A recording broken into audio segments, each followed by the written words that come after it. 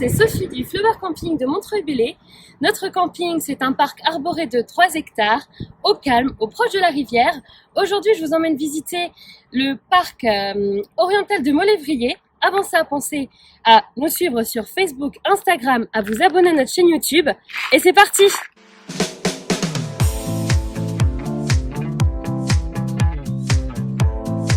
Bonjour Hervé. Bonjour Sophie. Donc Hervé, directeur du parc, c'est lui qui va nous faire la visite aujourd'hui. C'est parti. Allons-y.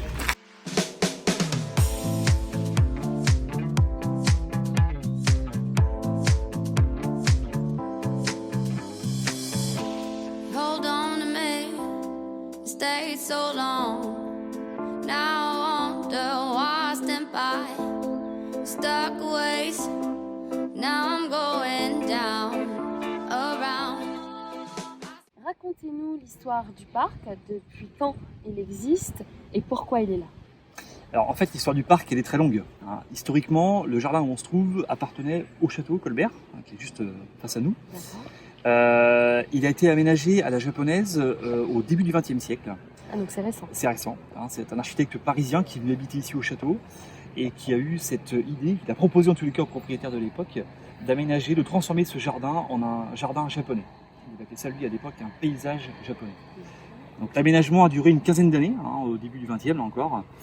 Et sachant qu'après la mort d'Alexandre Marcel, qui était donc le créateur, et la vente du château, eh bien le parc a connu une période d'abandon qui a duré une quarantaine d'années, des années 40 jusqu'au milieu des années 80 à peu près. Et en 80, donc c'est la commune de Molévrier qui rachète le parc. À l'époque, le parc a beaucoup souffert, c'est une friche, beaucoup de choses ont disparu. La végétation a vraiment repris ses droits ici. Le paysage japonais n'existe plus malheureusement. Une partie du jardin est classée. Et à partir de là, eh bien, des recherches vont permettre de réidentifier l'aspect japonais du parc qu'il avait autrefois. Et un programme de restauration et de réhabilitation des lieux va être mis en place pour restaurer à la fois les éléments bâtis qui ont disparu et aussi progressivement restaurer le côté paysager, la plantation de nouveaux arbres, de nouvelles essences, la réimplantation de nouvelles essences et la taille des arbres à la japonaise. D'accord.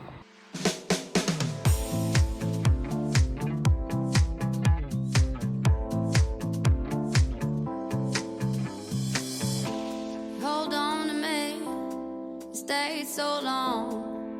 Now I wonder why I stand by, stuck ways. Now I'm going down, around. I said no, baby, no one change. I said no, can't you take it easy? Donc on se retrouve sur la colline des méditations, un endroit propice à la confidence. Donc Hervé, expliquez-nous comment vous êtes arrivé ici et ce qui fait que vous vous sentez bien dans cet endroit. Alors en fait mon parcours il est essentiellement lié au parc finalement, puisque ça fait plus de 20 ans maintenant que je travaille ici. À l'origine mes missions étaient essentiellement liées à l'activité touristique du parc, développer le côté communication, promotion, animation aussi du jardin, et puis bien sûr participer à toute activité touristique et de gestion touristique des lieux.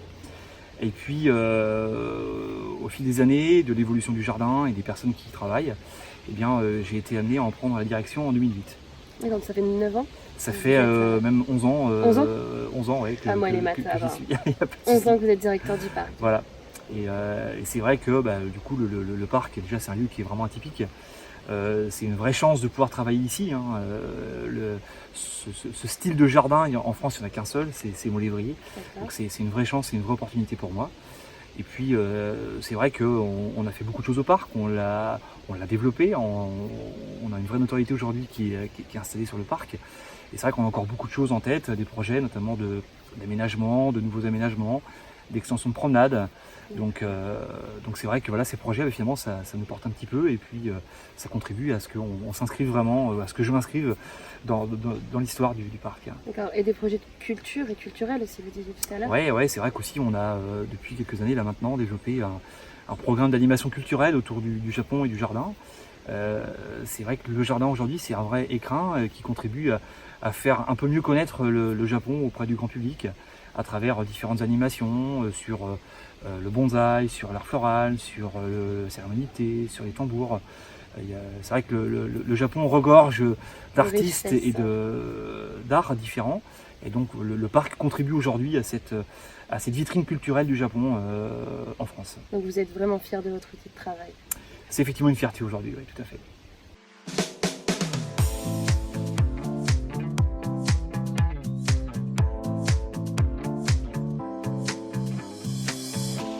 Hold on to me, stayed so long.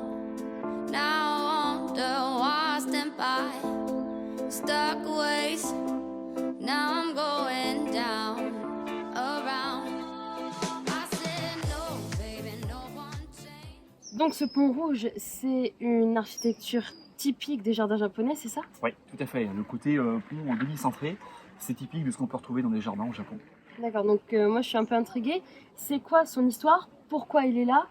Alors en fait, il a une valeur aussi bien décorative que symbolique. Hein. C'est D'accord. vrai que déjà ce côté rouge attire le regard des visiteurs. Hein. Quel que soit l'endroit où on se trouve autour de la pièce d'eau, on voit le pont rouge. Hein. Donc c'est vraiment le point d'intérêt, le point d'attrait. Et ensuite, ce côté symbolique, eh bien, il relie en fait le passage des visiteurs vers les îles qui sont derrière, qu'on appelle les îles du paradis. Ah, c'est joli ça. Les îles du paradis, les autres îles mortelles sont des îles qui sont interdites aux vivants. Et d'ailleurs, il y a une petite barrière qui se trouve après le pont rouge qui ferme l'accès aux îles pour justement représenter ce côté symbolique interdit aux êtres vivants. D'accord, donc on ne peut pas passer outre le pont. Exactement, c'est un passage qui est absolument interdit, sauf bien sûr les canards qui sont dans le parc et qui ont beaucoup de plaisir à barboter et à se positionner sur les îles du paradis. Donc vos canards, vous, sont déjà au paradis. Voilà, ils sont immortels. Super.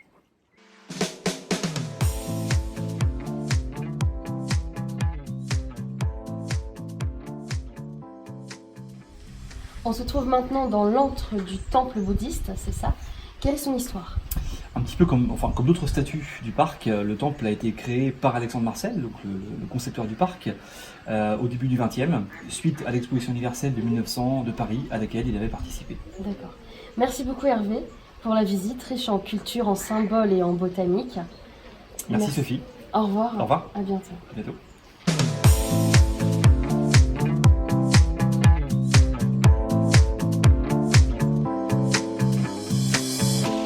Hold on to me, stayed so long.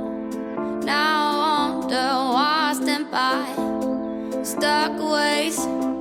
Now